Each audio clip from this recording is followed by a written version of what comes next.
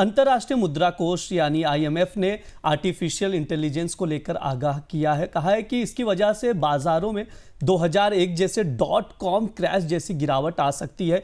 IMF ने कहा है कि इसकी वजह से वैश्विक ग्रोथ में गिरावट की आशंका है। हाल ही में वैश्विक ग्रोथ को लेकर जारी आकलन रिपोर्ट में कहा गया है कि आईएमएफ ने आर्टिफिशियल इंटेलिजेंस पर यह बात कही है। सर, एआई को लेकर आईएमएफ की चेतावनी क्या है, क्या कुछ कहा गया है सर? एआई को लेकर आईएमएफ की चेतावनी चर्चा में है, क्योंकि एआई जिस तरह से दुनिया के निवेशकों के बीच में तकनीकी विशेषज्ञों के बीच में चर्चा में है और इसे भविष्य माना जा रहा है।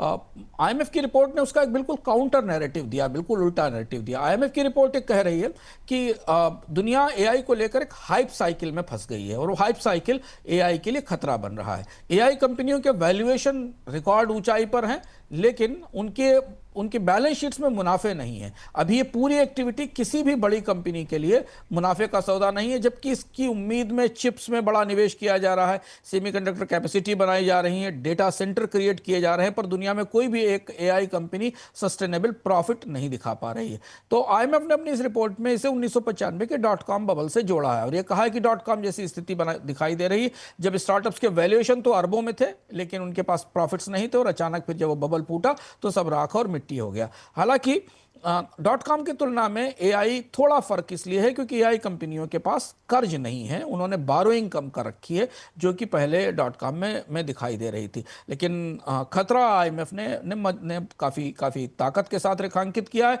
कि अगर एआई कंपनियां एक प्रॉफिटेबल मॉडल लेकर नहीं आती हैं तो एक बड़ा रीसेट, एक बड़ा अपसेट टेक इंडस्ट्री में आ सकता है, क्योंकि वहां पर अब डिफॉल्ट के रिस्क बढ़ रहे हैं, कंपनियों के बबल फटने के रिस्क बढ़ रहे हैं। अर्जेंटीना को करेंसी संकट से बाहर निकालने के लिए अमेरिका ने 20 अरब डॉलर की आर्थिक सहायता के बाद अतिरिक्त 20 अरब डॉलर देने की बात कही है।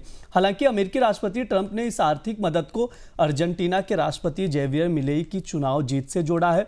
अर्जेंटीना में मध्यवर्ती चुनाव भी होने हैं और ट्रंप ने कहा है कि मिलेई की पार्टी अगर चुनाव नहीं जीतती तो अमेरिकी सहायता को बंद कर सकते हैं। सर, मदद के बदले ट्रंप की शर्त का मतलब क्या है और अर्जेंटीना पर इसका क्या असर होगा? ये बेहद चौंकाने वाली इकोनॉमिक डिप्लोमेसी है और ये भी हम इस समय देख रहे हैं डोनाल्ड ट्रंप के दौर में। पहली बार ऐसा हो रहा है जब किसी देश के चुनाव नतीजे को एक सहायता से जोड़ा जा रहा है। अर्जेंटीना की स्थिति बेहद खराब है। अर्जेंटीना दुनिया के सबसे अभिशप्त मुल्कों में, कर्स्ट देशों में से है।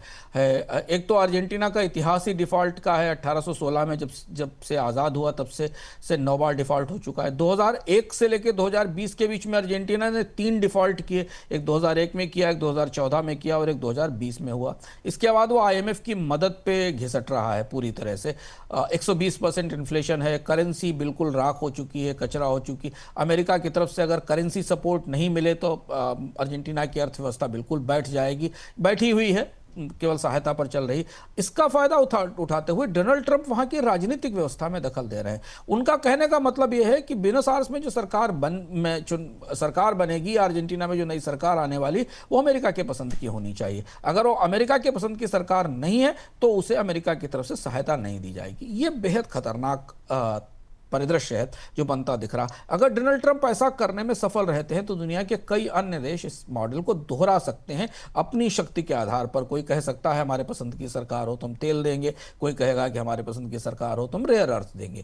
तो ये डिप्लोमेसी में, ग्लोबल डिप्लोमेसी के लिए एक बड़ा शिफ्ट है। इसलिए पूरी दुनिया में डोनाल्ड ट्रंप की इस घोषणा की खासी चर्चा हो रही है कि पहली बार वो प्रत्यक्ष रूप से ये निर्धारित करने की कोशिश कर रहे हैं कि अर्जेंटीना में उनकी पसंद की सरकार बने तो उन्हें सहायता मिलेगी। अर्जेंटीना बिल्कुल एज पर बैठा हुआ है। अगर अमेरिका की सहायता नहीं मिलती तो अर्जेंटीना की अर्थव्यवस्था बुरी तरह डूब जाएगी।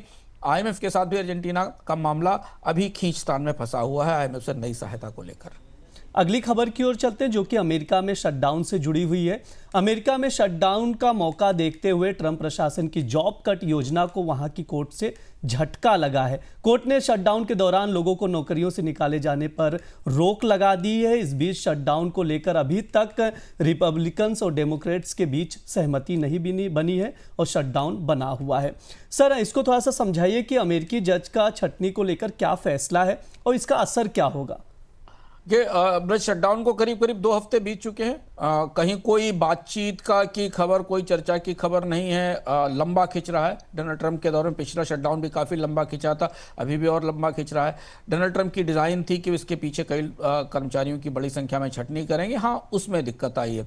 डोनाल्ड ट्रंप के इस फैसले को फेडरल जज ने ब्लॉक कर दिया है और उन्होंने कहा है कि ट्रंप एडमिनिस्ट्रेशन किसी भी फेडरल वर्कर को निकाल नहीं सकता। शटडाउन की परिस्थिति में केवल फरलो पर भेजा जा सकता है। ये 5 दिन का ऑर्डर है। इसके बाद एडमिनिस्ट्रेशन, शायद ट्रंप एडमिनिस्ट्रेशन ऊंची अदालत में फैसला में इसके खिलाफ अपील करेगा। लेकिन पहली बार ऐसा हुआ है जब शटडाउन के दौरान कर्मचारियों की छंटनी को लेकर डोनाल्ड ट्रंप और अदालत आमने सामने आ गए हैं। ट्रंप प्रशासन की व्हाइट हाउस की प्रतिक्रिया का इंतजार किया जा रहा है। अगर ये फैसला ऊंची अदालत तक भी सस्टेन करता है तो फिर शटडाउन को लेकर ट्रंप की रणनीति पर बड़ा असर पड़ेगा।